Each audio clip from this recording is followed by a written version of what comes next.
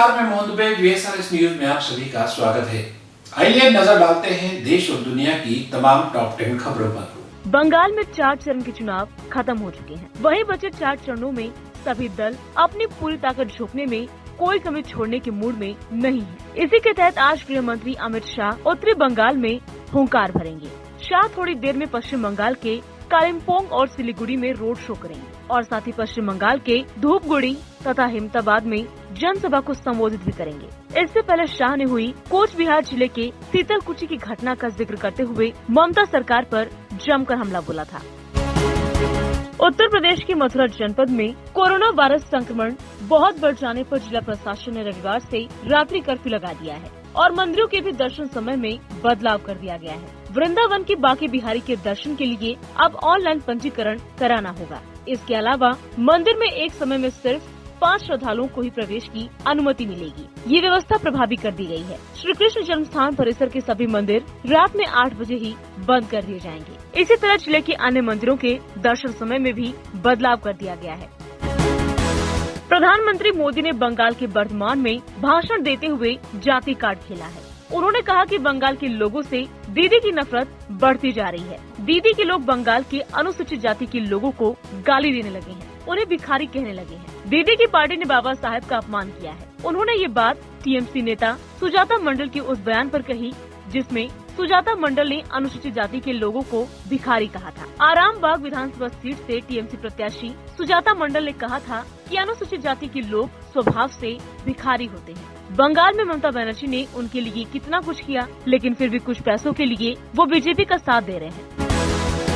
जम्मू कश्मीर में आतंकी घटनाओं को अंजाम देने के लिए आतंकी अब मस्जिदों का सहारा ले रहे हैं ताकि सुरक्षा बल उन तक न पहुंच सके। कश्मीर के inspector general of police Vijay Kumar ने सोमवार को बताया कि आतंकियों ने पंपोर, सोपोर और शोपियां में आतंकी घटनाओं को अंजाम देने के लिए मस्जिद का गलत इस्तेमाल किया। उन्होंने कहा कि पिछले साल 19 जून को पंपोर, 1 जुलाई को सोपोर और इस साल 9 अप्रैल को शोपियां में आतंकियों ने मस्जिद में छिपकर सुरक्षा बलों पर फायरिंग की। पब्लिक, मस्जिद इंतजामिया, सिविल सोसाइटी और मीडिया को ऐसी हरकतों की निंदा करनी चाहिए और हमारी मदद करनी चाहिए।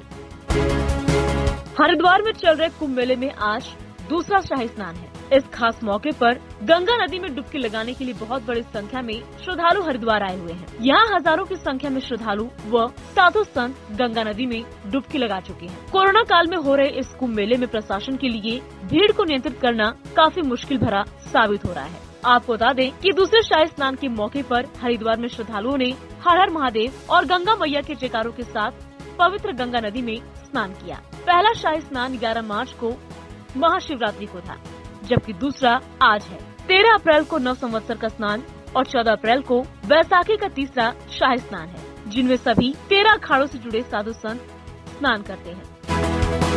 महाराष्ट्र में कोरोना वायरस का संक्रमण बेकाबू हो गया है। आलम ये है कि हर रोज 55,000 के पार कोरोना के मामले सामने आ रहे हैं। कोरोना के तेजी से बढ़ते मामलों को काबू करने के लिए महाराष्ट्र में 3 सप्ताह यानी 30 अप्रैल तक लॉकडाउन लगाए जाने की संभावना है। इधर कई शहरों में रेमडेसिविर इंजेक्शन खत्म हो गए हैं, तो कई मेडिकल स्टोर्स पर लंबी लंबी कतारें नजर आ रही हैं। शहरों में कई मेडिकल स्टोर्स के बाहर लोगों की लंबी कतारें देखने को मिल रही हैं। घंटों लाइन लगाने के बाद लोगों को दवाएं मिल पा रही हैं। रेमडेसिविर इंजेक्शन के लिए जमकर मारामारी है। घंटों लाइन में लगने के बाद लोगों को रेमडेसिविर का डोज मिल पा रहा है। कई जगहों पर टोकन सिस्टम लागू किया गया है।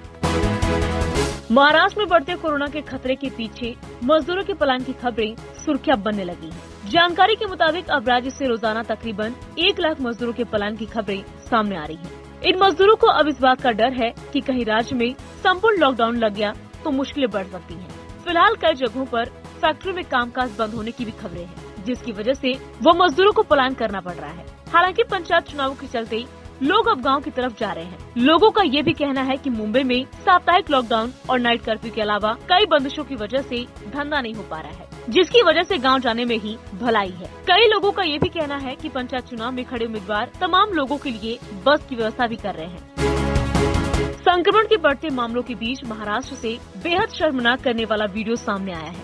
यहाँ के धुले इलाके में 70 वर्षीय संक्रमित मरीज का शव 10 घंटे तक घर पर ही पड़ा रहा।